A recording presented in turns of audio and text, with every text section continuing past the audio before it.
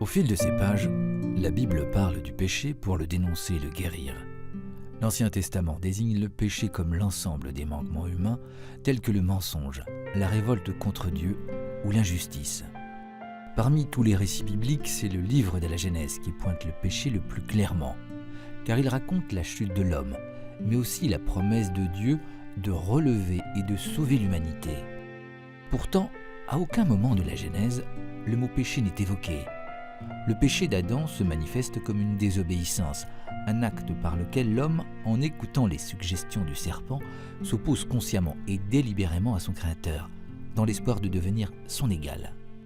L'homme refuse ainsi la dépendance, le lien de confiance fidèle envers celui qui l'a créé. Son orgueil l'aveugle et l'empêche de voir les bienfaits de cette relation d'amour avec Dieu. C'est ainsi que l'homme rompt son union à Dieu et laisse entrer le mal, que le livre de la sagesse nomme Satan, dans le monde. Immédiatement, Dieu laisse entrevoir qu'il prendra l'initiative d'une réconciliation. Jusqu'au récit du déluge, il laisse le péché proliférer et met fin à cette punition avec Noé qu'il préserve des grandes eaux. Il fait place à un monde nouveau. Par les prophètes, Dieu promet la rédemption des péchés. « Crée en moi un cœur neuf », dit le psalmiste. Mais nul ne sait quand et comment le salut viendra.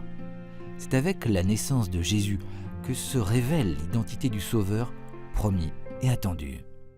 Le Nouveau Testament nous enseigne que Jésus, pour accomplir sa mission, choisit de vivre au milieu des pécheurs, car c'est pour eux qu'il est venu.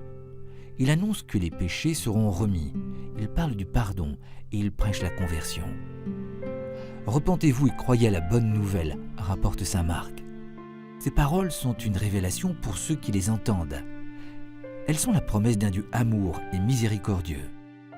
Dieu, par l'intermédiaire de son Fils Jésus, nous tend la main. Il désire ardemment nous pardonner, mais cette réconciliation ne peut se faire que si nous le croyons et le voulons. L'histoire du salut est une inlassable tentative de Dieu pour nous arracher à l'emprise du péché. Il faudra la mort du Christ sur la croix et surtout sa résurrection pour que l'homme croie en lui. Cette mort nous fait voir l'horreur du péché et la toute-puissance de l'amour. Le diable nous pousse à douter, comme Adam, et nous sommes tous victimes de ce doute.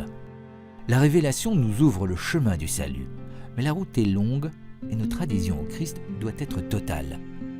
Les sacrements sont là pour nourrir notre âme.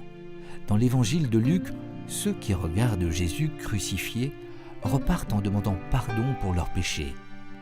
Et ceux qui écoutent la prédication de Jésus, mort et ressuscité, pour nous, reçoivent la grâce du pardon.